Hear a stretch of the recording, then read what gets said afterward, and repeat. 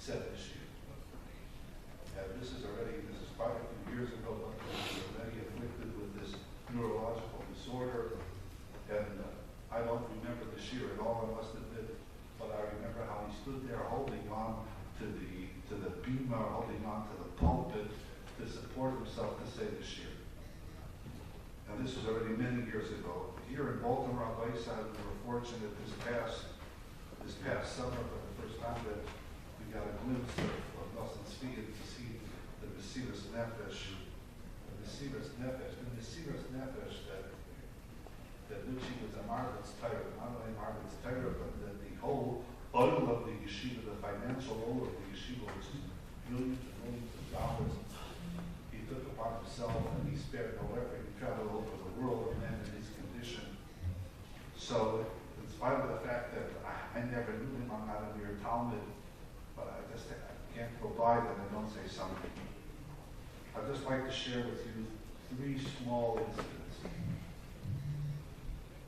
Number one, again, I don't have verification of this particular incident. The other 2, I do have verification. But I'm told that several years ago, I don't think this was in the last few years, but several years ago, Nosson Tzvi came to America to collect money. So if our states up, they put him in business class or first class because given his condition, and they sent the Yissochar along with him. So the flight takes off, and Nosson Tzvi walks back to the economy class where the Yissochar is sitting, and he says to the guy who's sitting next to the Yissochar, "Would you like a seat in business class?" Okay, so which shaita is not going to take a seat in business class? He sit like a sardine, for 12 hours. So he traded seats with this fellow. He said back to the Yissochar, he says, "I wanted company." So he felt bad on the boat. And again, I don't know if in the later years he was simply able to do this, but I heard this from reliable sources. The second story I'd like to share with you, Rabbi, is I was in Australia this past summer, and I had a Talmud many years ago, it must be the early 90s, that learned in the near Yerushalayim, and that now is on the Nile of the Kettle in Melbourne, Australia. So in the middle of the week, it just hit me. I mean, again, a siyata d'shmaya. I remember that this Yissochar had an accident in Eretz Yisrael. He was involved in an accident, not a traffic accident. We'll see in a minute, here in a minute. So I emailed him this week and says, "Correct me if I'm wrong, but did you have some kind of accident in Eretz Yisrael?" So he wrote me back the following email. This is verbatim. I'm reading the email. So he says, this was happening in all when there was Beit Hazmanim, so this Yissochar went hiking. After hiking through a deep desert, deep dried up stream, I tried to scale down a large cliff to get to the bottom of the dry riverbed. The next thing I knew, I was lying on the ground, all my clothing full of blood, and hearing my friends screaming for help in the desolate wilderness. Unfortunately, I lost my grip and fallen 10 to 15 meters. I fractured my skull, broke my jaw, severed several teeth, and fractured the base of my thumb. 4 hours later, a rescue squad rescued me and transported me to waiting ambulance. After I was transported to Hadassah Har-Tzofim, it was then that the yeshiva found out what had happened to me. Later, I was informed that calls were made on Shabbos from the Mir Hamhala about my condition, and they ensured that I would receive the best medical care. Now listen to this. I was then transferred to Hadassah Ein Kerem on the other side of town. On Soy Shabbos, the Rashiva ZATAL, this is where Nosson Tzvi, came to visit me after his Gavoim explained to the hospital staff who they were accompanying. I was told that the Rashiva, upon seeing me asleep, refused to wake me up, and he said he would return tomorrow.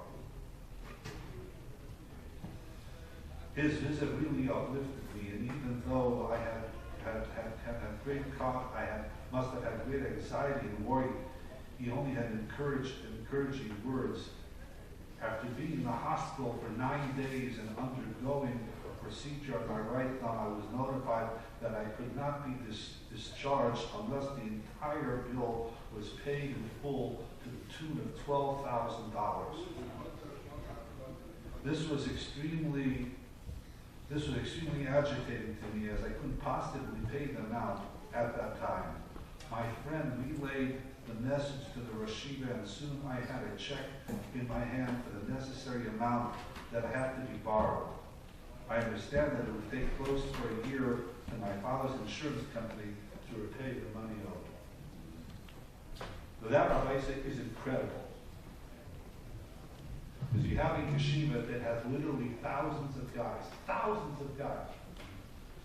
And you have a Rosh Yeshiva who has the entire masa, physical and spiritual, on his shoulders. Not only to visit the bar, okay, fine, you visit the bar. But I don't want to wake him, and then he comes back the next day in the mirror. This is a man that he couldn't get in a car and drive.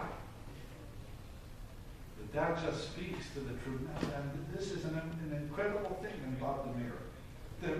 There's 6,000 guys there, but the Hanhola of the mirror is so devoted to each and every book. And that comes down from the top. As here's an example thereof. And the last story, Rabbi, I'd like to share with you is, I think it was Monday morning that the Rosh Yeshiva was nifter. So a woman calls me up at 8:30 in the morning, and I can hear in her voice that she's crying. The woman will remain anonymous. So she says to me, I had a son that was what we would call a teen at risk. And he went to Eretz Yisrael, and he went to the mirror, and she told me that when he went to the mirror, he was not ready to go to the mirror. Mirror really wasn't for him at that stage of his development.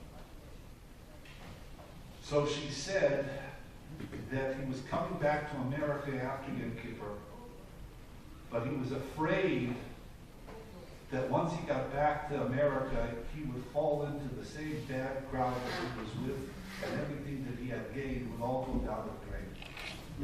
So he wanted a bracha from a Nosson Tzvi, that he should be able to have the strength to come back to the mirror. So after Yom Kippur, the yeshiva dances from Nosson Tzvi to his dira, hundreds and hundreds of guys. But this boy figured that if I'm just one of hundreds, I'll never get my bracha. So the bracha planted himself at the doorway of Nosson Tzvi's dira, and waited for the Rosh Yeshiva to come to get a bracha. So the Gaboyim of Nosson Tzvi, you can imagine how we feel after Yom Kippur, how he must have felt after Yom Kippur. They're literally schlepping with Nosson Tzvi. Schlepping.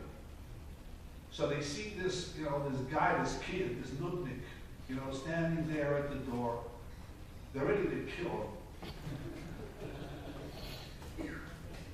And the kid says to the Rosh Yeshiva, "Can the Rosh Yeshiva give me a bracha that I should come back? I'm back in the mirror," which means the bracha that I shouldn't drown back in the mirror. The Rosh Yeshiva puts his mouth to the kid's ear, and he says, "You'll be back." So the kid walks away on cloud nine. He's walking away. The Gaboyim catch up with him, come back. The Rosh Yeshiva wants to see him. The Rosh Yeshiva's in his bed because he's so weak that they put him in his bed. So the kid comes into the Rosh Yeshiva, he bends down, he puts his mouth to his ear. He says, "And I'll be waiting for you."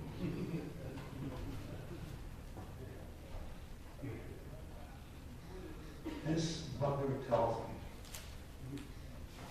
that today this kid is a shoyl u'neshit in the yeshiva in Eretz Yisrael. And she attributes it not to the bracha per se, but to that caring. And I'll be waiting for you. And that's why that woman